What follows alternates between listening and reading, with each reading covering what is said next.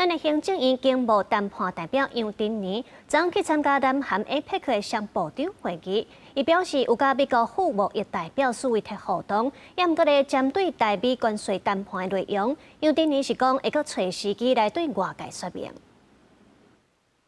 贸易代表呢，他随着川普来这里很短暂时间，川普总统来这里很短暂时间就回去了，所以呢是跟这个副贸易代表他来出席 APEC 这个双部长会议。你们大概好奇我有没有跟他往来？有，我确实有跟他往来。伫咧南韩郑州进行嘅 APEC 商部长会议，咱台湾由行政院经贸办总谈判代表杨振宁，加行政院政委兼国科会主委吴成文代表参加。会后杨振宁证实，甲美国副贸易代表示威者有互动，不过无方便讲内容，避免影响双方嘅互信甲未来嘅谈判。针对中国当局稀土出口管制暂缓1年，咱有密切地关心这项政策对台湾产业嘅影响，尤其是伫咧晶片、电动车加日用产业链方面的原料也有介绍。有关于美国对中国对于这个稀土的这个实施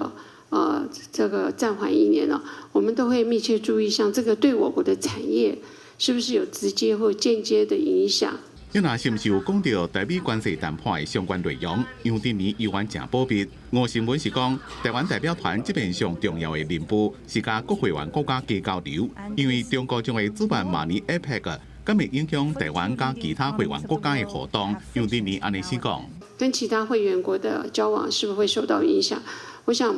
APEC 是一个长期以来